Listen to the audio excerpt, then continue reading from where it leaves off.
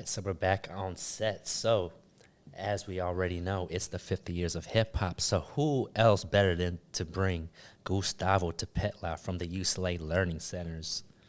So, G, the original G, let us know a little bit something about growing up in LA. I know you remember when we talked.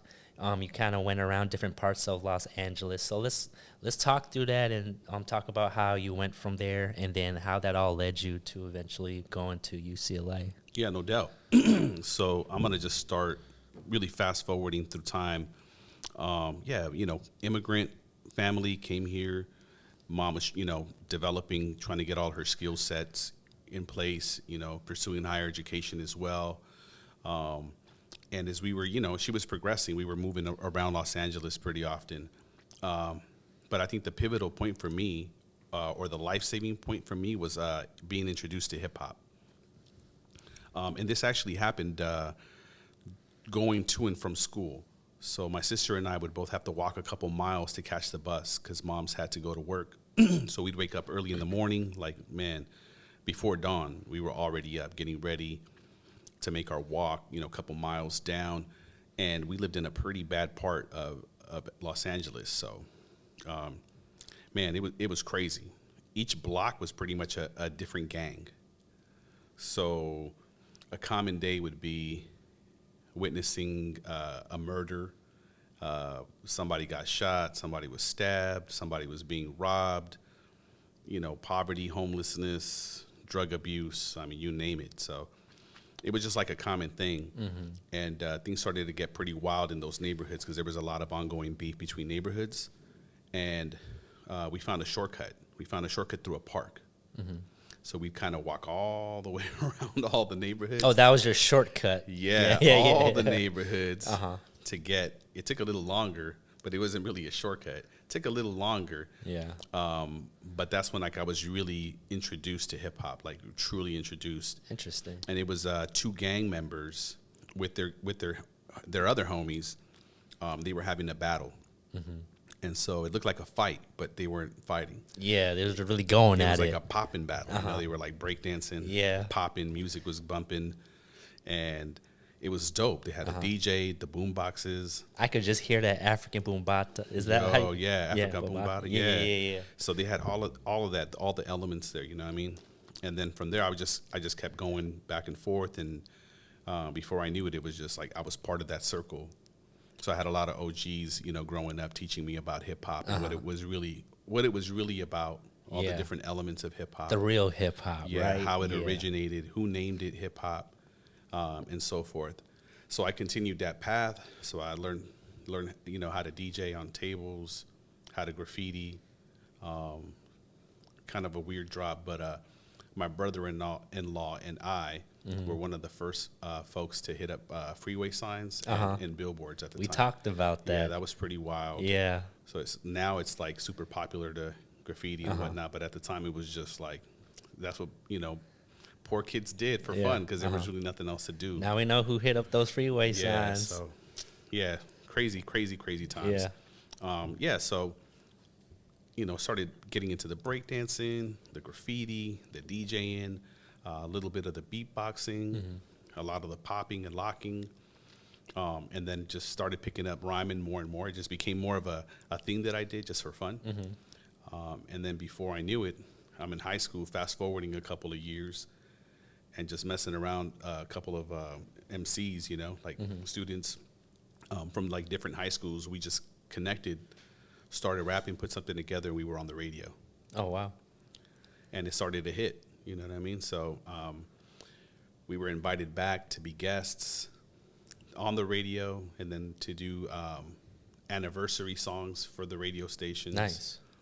And then even from there, it just took off. Like we all broke different directions, but a lot of, myself included, just found different outlets for the music pieces. So yeah, fast forward even more, I find myself touring.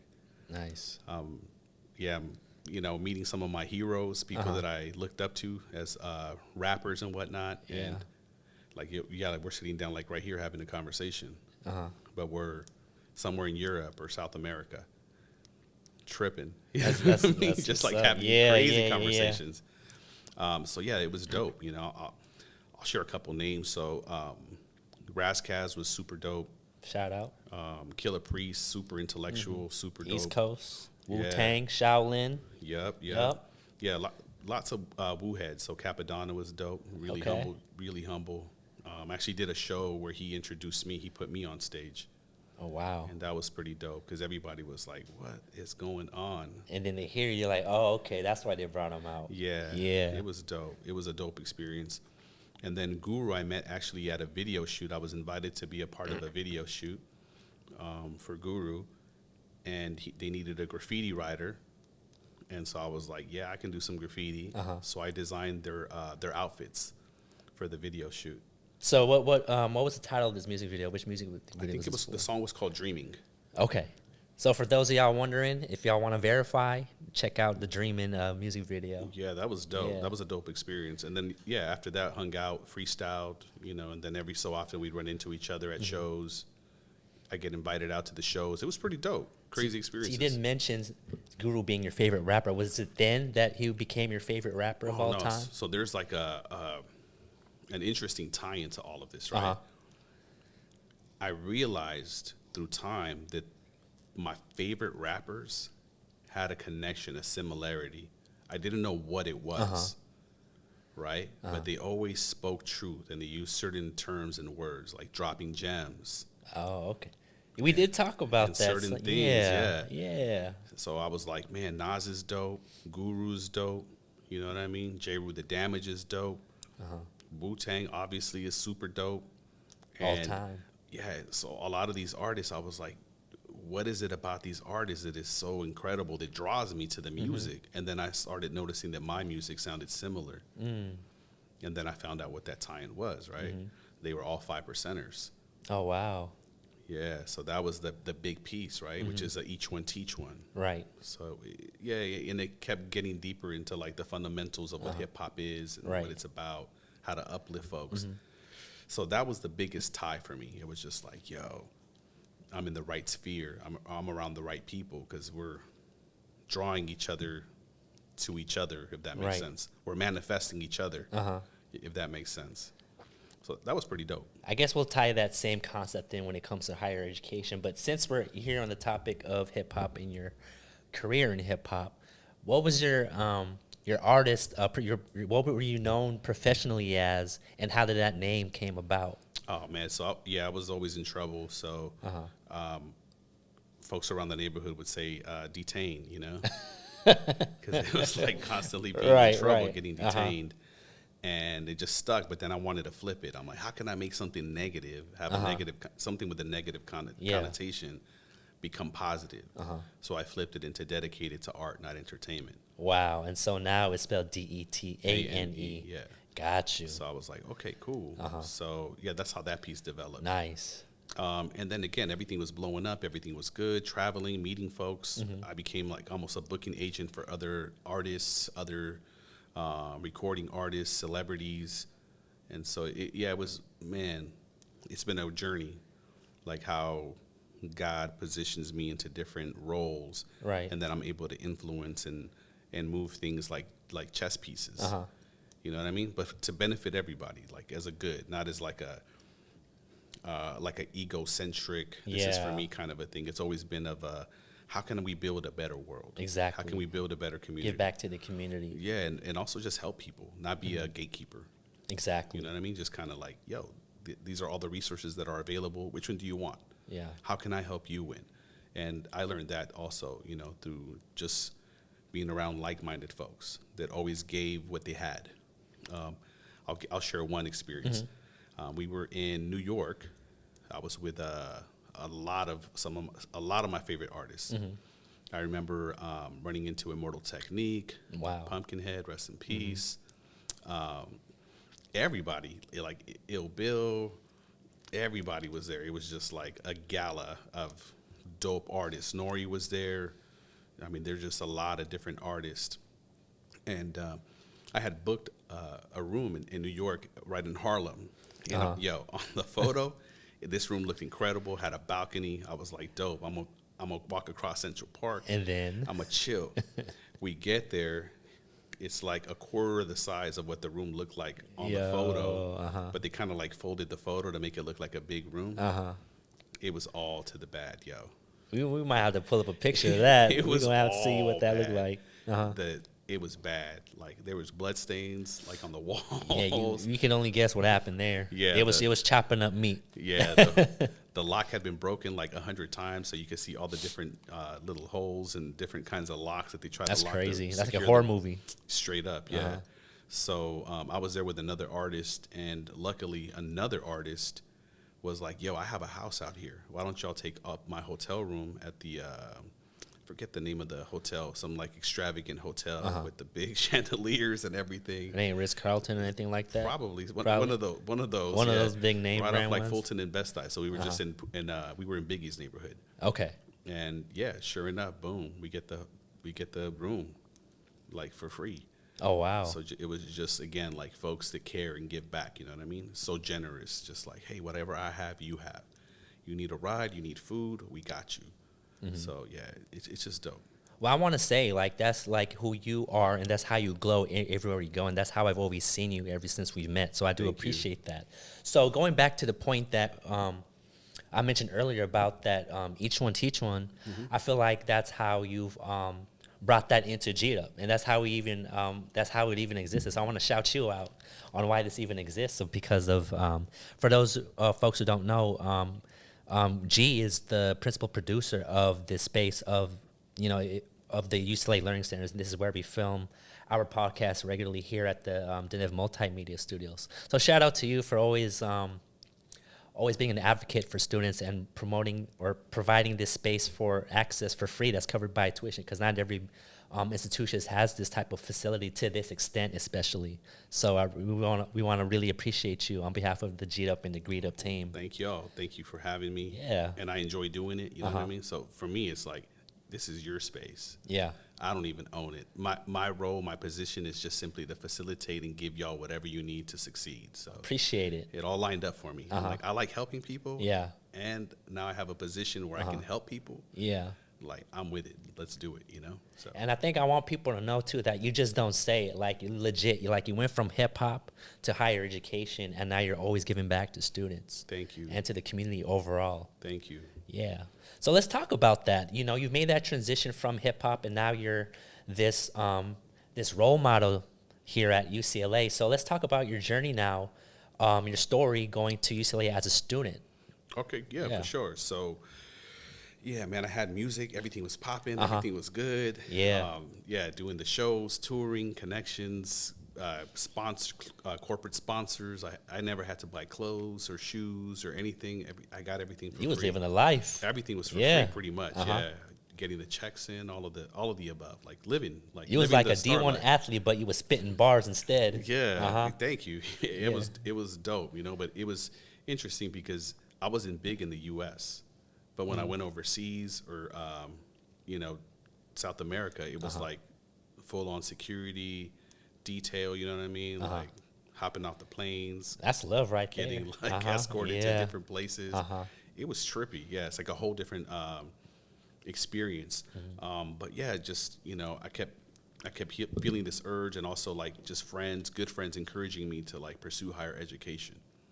They're like, man, if you just keep studying, because you love to study already, you're super big on educating yourself already, and you figured out a lot of the music industry / entertainment as a whole industry, and basically like marketing, all of the above, you know what I mean? So they're like, you should make a real push towards pursuing that as a career, as like a plan B. But the thing was, I was always taught that plan Bs are like for failure, you know what I mean? Like, that's like because you just want to fail at what you're already pursuing. Yeah. So I was like, oh man, I really got to think about this one. But everything just kind of fell into place. I started taking classes at community college, and community college was time consuming, but it was fairly easy for me. Yeah. Because I knew it already. And I found myself teaching the class sometimes where the professor would just kind of fall back and be like, Gustavo, you want to teach the class today? And I'd be like, yeah. At first it was kind of like a joke, but then I took over, and he was like, yo, you could be a professor. You could be a lecturer. Yeah. you should consider this. You should really push. So I had a lot of folks advocating for me. Interesting part is they were all from USC. Wow. Yeah, we did talk about that Yeah. too. Well, we're glad we have you. We gotta, thank y'all. yeah. They were all like USC folks. They were all like, man, I'll write your letter of rec. Like, man, you're good. You're solid. USC. You know, you're gonna go to USC. What was it about UCLA that solidified the decision for you to come here? The program. So that was the piece Yeah. right there. So after taking all the courses, everything, I found this dope program, and I found it just by searching, like a Google search. What's the best design school in the world? Okay. And I found a lot, you know what I mean? Yeah. It wasn't like a whole lot. It was maybe like top 10. Uh-huh. And then I see this one. It's like UCLA Design Media Arts Program. Nice. And I'm looking through it, and I'm like, okay, well, what's so dope about this design school? Because I Yeah. know how to graphic design. Yeah. I know how to like make furniture. I know how to build cars. So I was building cars in my garage, like from 16 and up. Wow. Already, like putting Yeah. things together from a chassis to putting the engine, the transmission, all the electrical. You was your own one-man West Coast Customs. Right, yeah, Yeah. it was trippy though. You know what I mean? So yeah. I was like, what do they have to offer me? Because at certain stages too, I was also working, you know, side gigs, side jobs too, just, you know, Yeah. to stay busy. And I would always hit this, like, you know, ceiling, this glass ceiling of like, you need a degree if you want to make more money. If you want to move up in any corporate position, no matter what it is in the entertainment world, they're always looking for the Yeah. degree. So that was another like deciding factor for me. Got you. So yeah, I applied to UCLA DMA. I get rejected, and I was like, "What did I do wrong?" You know what I mean? Like, what Yeah. is it? My portfolio's solid. Yeah. It's like solid. We'll get into that piece too later. So, Yeah. You ready for that? yeah, I applied again the following year, and I get an acceptance. Nice. So I was like, dope, cool. So I'm inside of the DMA program. Everything is good. Like, I'm starting organizations, student organizations. I become like student body president. I become advisor to the dean of School of Arts and Architecture. Then an advisor to the dean of school of education at UCLA. Yeah. And just advisor to a lot of other folks. So I'm in committees, I'm in meetings, Yeah. I'm making moves. And that's when I realized there was like some unbalances that I needed to Oh address. yeah. I could attest to that. Yeah. So started working on that, you know what I mean? So it is social justice driven. But yeah, those changes were made. And then I realized, it came into mind, like, this is why I didn't get accepted, because they're only allowed to accept, you know, certain folks, and only certain folks are being admitted. So without getting too deep into Yeah. detail, Yeah. If you know, I saw, you know. I saw the numbers, Yeah. and that's what kind of was like, okay, we need to start changing all of this. Yeah. For that work, I received the EDI award Nice. along with the dean of education. So they said I was like the first ever to get it. Wow. That's what's for up. that. Well, So I was like, congrats to you again. yo. So it was dope again. Yeah. So it's just like God positioning me into situations, uncomfortable situations at times, but always being resilient and seeing things through. So fast forward in these classes, producing projects, they're getting picked up, getting collected by museums, being featured in magazines, in festivals, and then I'm like, yo, there's a something here. There's something here. You know what I mean? I gotta keep pushing. I gotta keep pushing. Yeah, and then fast forward, I graduate. I get offered a job before I even walk the stage. I was already being offered positions. Wow. See, that's the ideal thing, is to have that beforehand, as opposed to like graduating and then having to like scramble and apply. Exactly. Yeah. But again, being proactive though. So it's like, Got you. I was being asked to take these positions. You know what I mean? Or offered for the positions, but I was always super proactive in terms of like the networking, Yeah. the conversations, being a community builder. So I see it as like not being a taker. Like I always want to give. Yeah.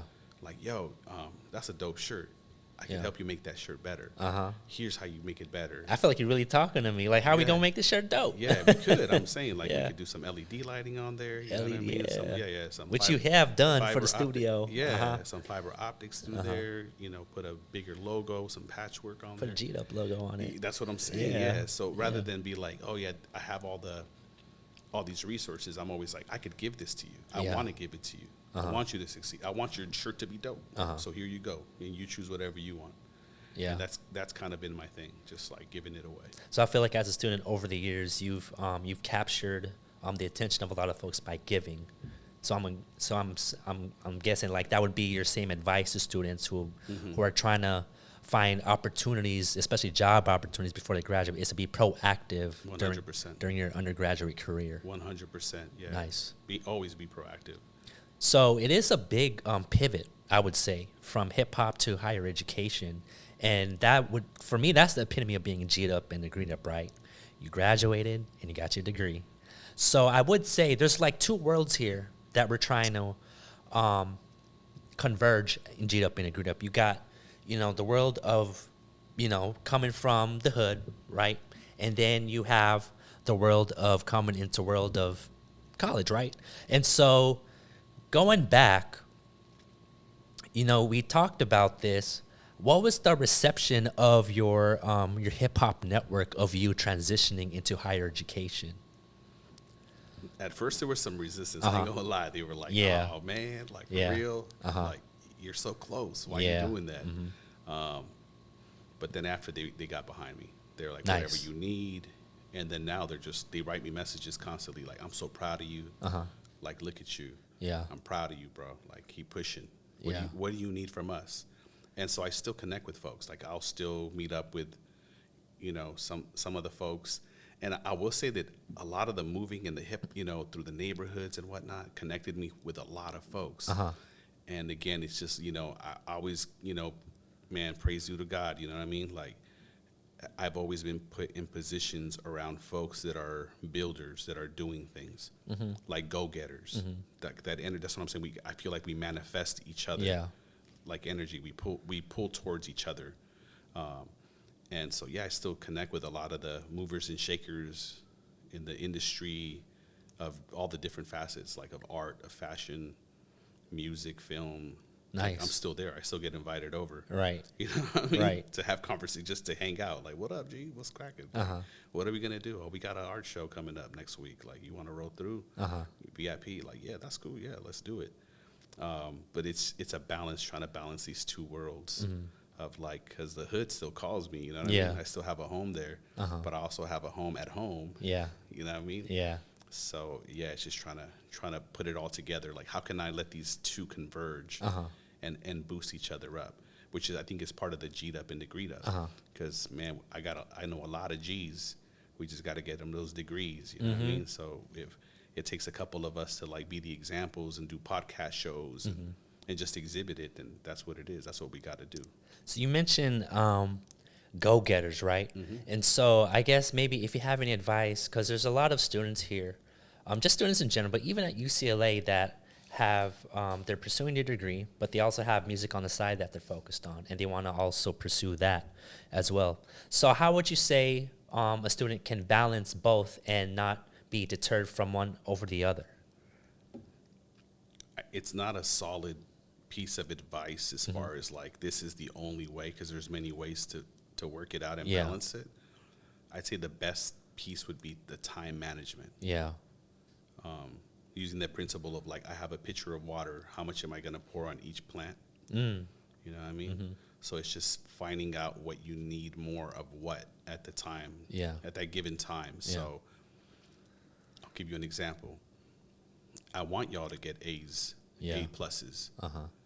But if that's going to deter all your time, and you also have a goal of being an artist outside of school, then that A plus your standard might need to be lowered somewhat, or you might not have to take as many units all at one time. You might need to expand your amount of time that you spend here. So you optimize your GPA, but still be able to, do your music. Exactly. Or because you got to it's a give and take. Are you going to give up some sleep? Are you going to give up your personal time? Your rest time? You know what I mean? Your meals? Like, are you going to cut your 1 hour lunch to 15-minute lunch? And health is big, regardless of what you think about it. Health and mental health. Yeah, all of that. Yeah, it encompasses all of that.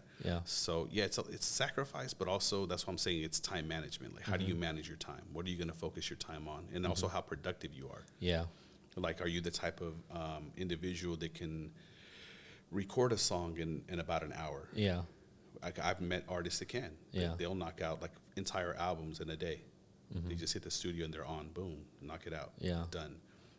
I've met artists that an entire day they just write one verse. Right. You know what I mean? Yeah. So it varies. So my advice is just time management, but keeping into account like your well-being, your wellness. You know what I mean? Mental health, spiritual health, all of that. You know what I mean? Physical health, taking care of yourself. I guess for like even a student, let's say, that is on the verge of graduation, but they, let's say hypothetically, they're also on the verge of potentially getting a major record deal. So how would they choose between one or the other in terms of that situation?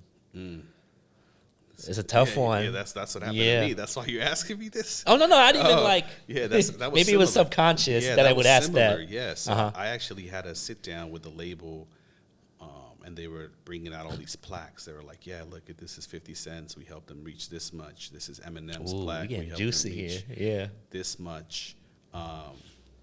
Yeah, it was big, and it was a really good split. Like a really good split.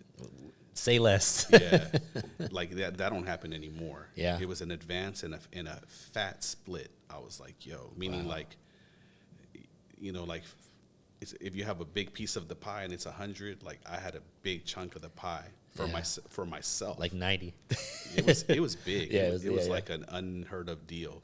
But they saw what I was already doing, so that's kind of why they approached me. I was already shooting music videos. I was already on TV, on MTV3, Mundos, MTV. Oh, you was international with it. I was already doing it. And so they saw like the caliber. They're like, if this is an unsigned artist already doing all these big things, already purchased his home, already pushing the Benzes, already do corporate sponsorship, already touring on his own. He's got it locked. Like he doesn't really need us. We need him. Yeah. But if we get behind him, it can be big. Yeah. So one of the offers for the signing was like, the first group we're going to connect you with is Black Eyed Peas. That's going to be your first single. Ooh. And what year would this have been? That's when Black Eyed Peas was hitting hard. So, yeah, I was like, dang. So, again, all these things were happening, but it was like also school while still also balancing, you know, like that corporate thing because I was trying to be corporate. I wanted to find balance. I was like, man, I was working with kids. So, you know, youth centers. Nonprofit organizations. I was trying to do as much as I could. You know what I mean? Like, again, the hip hop, each one teach one, trying to give back, trying to keep myself busy. So what advice would I give? I would say just follow your heart. Yeah. Because ultimately, like, what's going to make you happy? You know what I mean? Are you in it to make somebody else happy? Oh, that's big. See, we tend to overlook that. Yeah. Are you trying to fulfill yourself? And your well-being, but also what kind of record deal it is. Is it split in your favor? Is it a record like a 360 deal where you're going to be poor in the next year or so? Yeah. Or like in major debt? So those are all things to consider. So there's not, again, a solid definitive answer because there's so many different scenarios. But if the split is in your favor and you're going to be very well off, you could there's a record deal.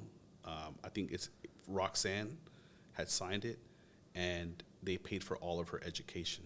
Oh, wow. So, again, it depends on your contract.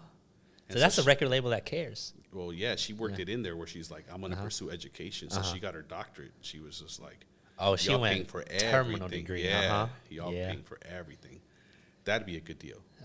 Like, I'm being paid and y'all paying for my education, so I know now I have to pursue my education. That's a win-win. Definitely. Yeah. So that way you don't really got to choose. You know what I mean? It's like I'm choosing the full. I'm getting the bag and the degree. Like then that's what I would go towards that.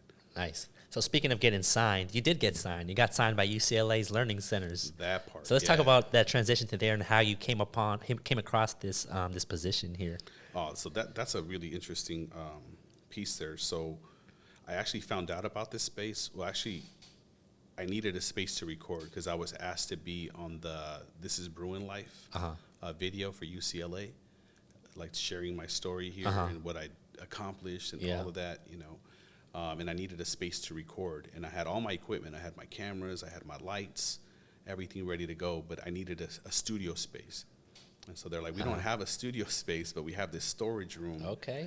that used to be a studio. So this was a that, storage room. that used to be a studio that Uh-huh. you could use, but you got to move a lot of boxes, and there's a lot of stuff that you just got to move it around. It's a storage. Yeah. And so I came in here, almost literally where I'm standing or where we're sitting here, and I set up a light. I have the same light, so I mimicked my entire system. So I have the same light. I set it up, stood around here, somewhere here. Some of my tapes are still here, actually. When I first started working here, I had put like little markers, and they were still there on the floor. That's how I got introduced to this space. Nice. So then I came back later. I showed it to my supervisor now, and I was like, "Look, this is the video that I made." And when I graduated, I was working elsewhere, and this position had opened up, and I just applied. I reached out, you know what I mean? Like, and I applied. Did all the steps. Yeah, and got in. Was proactive.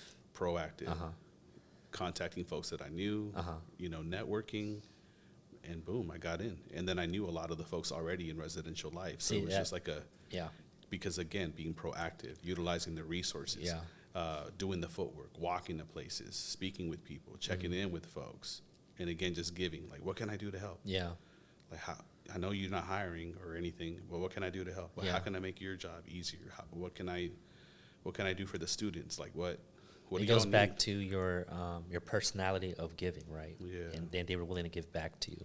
But you didn't do it for the reason of giving so that you could get back, right? It just came back to you tenfold because that's all you wanted to do was give. Yeah, that part. Yeah. And I think that's how I got the position. It was like, I think that was a question. Like, what can we do for you? Yeah. And there was a bunch of students in here. And I was like, I don't need anything. I got everything. Like, I want to give y'all something. I want to just give back everything that I learned, the grind, the hustle, the networking, the connections, whatever I have available. Like, I just want to give it to you so that you can succeed and move forward. You know what I mean? Whether it be advice, maybe you just need advice, you need a letter of recommendation, whatever it can be. Like, I'm here to just give it away. Well, I guess this is a personal question, at least from my end, a personal question that I'm curious about. So, like, your personality is like, it attracts a lot of people, right? But do you feel that sometimes it can attract the wrong people and then they can take advantage of that? It does. It's happened in the past. You know what I mean? But I think you also learn how to cut things off, how to be like, okay, cool. Okay, so it's not like totally giving. You kind of know where to draw the line. Yeah. It's got to be a healthy balance. You know what I mean? It's got to be a give and a take. But I'm not much of a taker. I'm more like I just want to give it to you. Yeah. But it also depends on the intention, right? The intent, like what folks want to do with it. So that's how I work it. You know? Okay. Without saying too much, that's how I work it. It's like, I want you to succeed. I want you to be successful. But if it's towards something negative, then I'll just draw the line. Be like, I always think about the benefactor. Who's the ultimate benefactor? Yeah. Where does this gift, where is it going to go? Is it going to be used for good? Are you trying to benefit other folks? Or is it just an ego thing, like an ego drive? And so I'm more about like hooking up folks extra that are trying to help other folks come up. You know what I mean? I think that's my balance. Nice. Yeah. So there's another question that I wanted to ask is for student affairs professionals, right? Sometimes being able to serve your students better might require a new initiative, a new program, or in this case, a new space. So, feel free to disclose as much as you want to, but what was your process in being able to advocate and eventually fund this former storage space into what's now the UCLA Learning Centers, specifically the Denev Multimedia Studios? I'm going to just speak openly and say that I did not have any part in the funding. For me, it's more just being a mediator between student needs and communicating that over to the team that's in charge of all the financing and the purchasing. So that's why you always hear me ask, like, what do y'all need? And somebody will be like, I need a camera. Yeah. What kind of camera? Yeah. This kind of camera. Hold up, let me go ask. And I might get a couple no's, and I might get a couple yeses on certain things. But ultimately, like, we get something, you know what I mean? And then as far as like spaces, how do we get this space open? I think the idea was to reopen this space and see if we can create something from it. And it slowly developed into like students want to create content. So let's give them that. So that's the biggest push Yeah. right now is content creation. Which comes back full circle. Yeah, Yeah. and it's also professional development as well, because you are giving students the tools that they need to succeed, Yeah. with technology, and that's what we're about. At Learning Centers, it's about technology. How can we give technology? How can we offer the technology? How can we give the technology? How can we give the training through either actual training, physical training for hard skills, soft skills, or workshops, where folks just want to sit down and sandbox and just tinker around with a podcast kit, Yeah. tinker around with the lighting or whatever it is that we have available to them. They want to play a guitar because they've never played a guitar. Yeah. So that's really, for me, that's like my position. That's, I think, where my role sits in. While I'm still creating content and doing all the other things that I do administratively. But I think it just, again, always advocating for folks.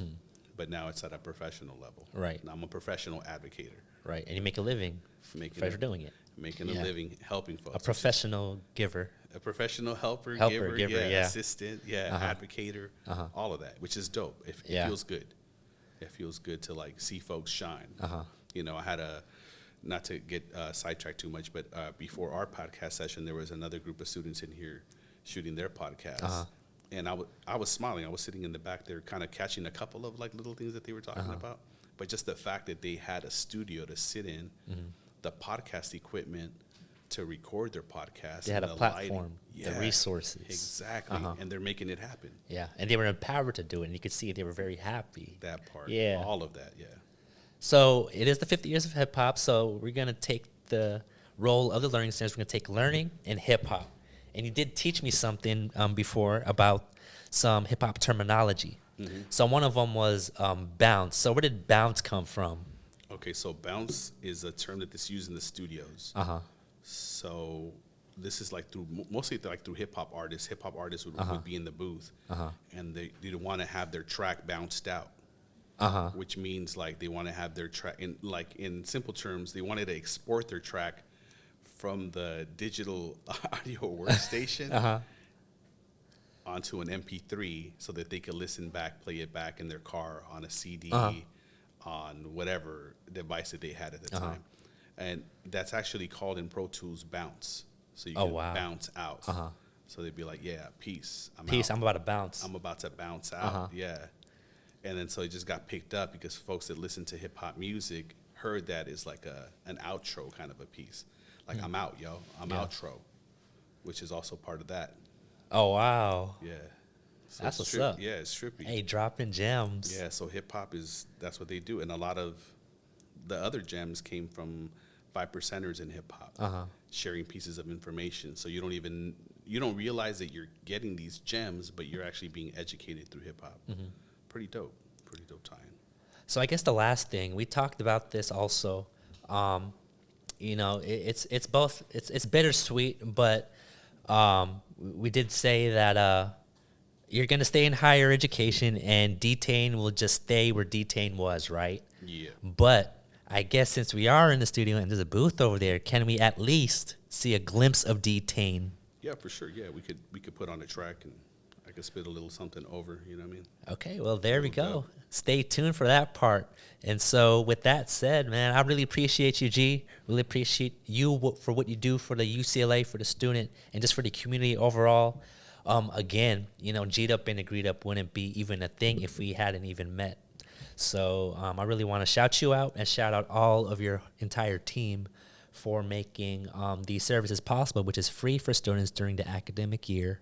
And so make sure to utilize and maximize this space because it is there for you and it's located in the Nev, it's called The Hill in the Nev Commons. So you have all these resources, whether you want to make music, produce podcasts like we are, or any other creative project using visual and audio technology. Exactly. And we have concerts and we also offer free rentals, so cameras, podcast equipment. There you go.